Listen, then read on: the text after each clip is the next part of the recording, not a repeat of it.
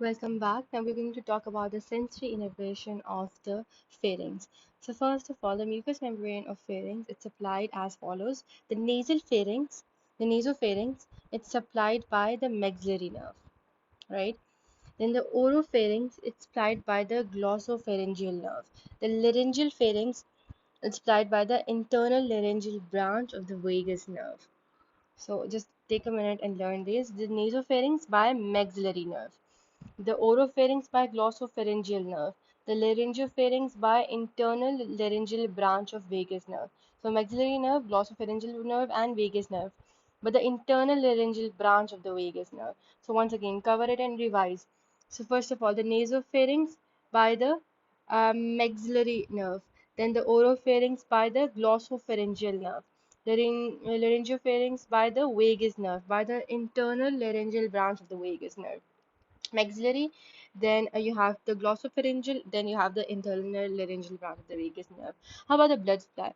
So it is supplied by branches of external carotid artery ECA, primarily the ascending pharyngeal artery, that's like the primary artery, ascending pharyngeal artery, then the tonsillar branches of the facial artery, then you have the branches of the maxillary artery and the branches of the lingual artery. Where's the lingual artery? Right here. Yes. So there are four blood supplies here, primarily by the ascending branch of the pharyngeal artery. Pharyngeal artery is basically the direct branch of ECA. Then a direct branch of ECA is the facial artery. So facial artery's tonsillar branch supplies um, the pharynx. Then maxillary artery is the direct branch of external carotid artery. So maxillary artery itself, it supplies the its branches basically supply the pharynx, and then lingual artery is also a branch of external carotid artery. Its branches supply the pharynx. So lingual artery, maxillary artery, tonsillar branch of facial artery, and primarily ascending pharyngeal artery. Ascending pharyngeal artery. Now, what about the lymphatic drainage? So when you talk about the lymphatic drainage, so the pharynx in the pharynx, the lymph is drained directly into the deep cervical lymph nodes or indirectly where the retropharyngeal or paratracheal nodes into the deep cervical nodes. So either there's a direct route in which what happens is that it is directly, if you talk about the lymph drainage, so there's a direct route through which it's drained directly into the deep cervical lymph nodes, or indirectly what happens, it's uh, drained first into the retropharyngeal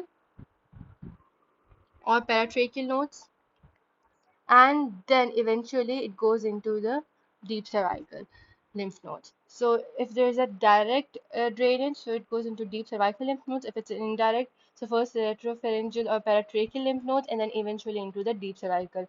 So don't forget these words, retropharyngeal or paratracheal. So this is the lymphatic drainage. Now, when you talk about the muscles, so pharynx muscles, the pharyngeal muscles, or the muscles of the pharynx, let's talk about them in detail now. Yeah, which diagram is perfect? Let us see. The muscles in the wall of the pharynx are superior, middle, and inferior constrictor muscles, whose fibers run in a somewhat circular direction. So we have outer circular and inner longitudinal muscles. The outer circular are the superior, middle, and inferior constrictor muscles. Then the inner longitudinal are stylopharyngeus, and here I've ticked them: stylopharyngeus, salpingopharyngeus, and platopharyngeus. And some may also say cricopharyngeus, but cricopharyngeus is basically the lowest most fibers of the inferior constrictor muscle. So the inferior most fibers of these are basically known as cricopharyngeus, right? So other than that, salpingopharyngeus, platopharyngeus, and stylopharyngeus, these are the muscles of the pharynx. Now, when you talk about these muscles, let me read it off the book. Whose fibers run in a circular direction, constrictor muscles. And when you talk about the stylopharyngeus, salpingopharyngeus, their stylopharyngeus and salpingopharyngeus, their fibers run in a somewhat longitudinal direction that we can already see. The three constrictor muscles extend around the pharyngeal wall and insert into a posterior midline fibrous band, pharyngeal raphe, that extends from the pharyngeal tubercle. This is very important. Do not get confused between the pharyngeal raphe and the pterygomandibular raphe. This is the pterygomandibular raphe. So do not get confused between the two. I'll tell you in a second. So here you can again see pharyngeal raphe and pterygomandibular raphe. Pterygomandibular raphe is basically from here to here. So it extends from your uh, this pterygoid plate to the mandible. So this is pterygomandibular raphe. However, the pharyngeal raphe, here you can see it here because this is a cross-sectional view, right? This is better image. So um, when you see it posteriorly, here they have removed these muscles like the superior constrictor, inferior, because there's a top layer. They've removed that top layer. There's a top layer, and then this entire raphe is basically known as the pharyngeal raphe. Raphe is basically a ridge, right?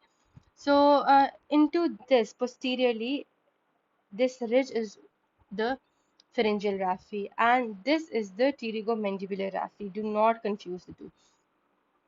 The three constrictor muscles extend around the pharyngeal wall and insert into a posterior midline fibrous band called the pharyngeal raphe that extends from the pharyngeal tubercle. Now, this is the pharyngeal tubercle.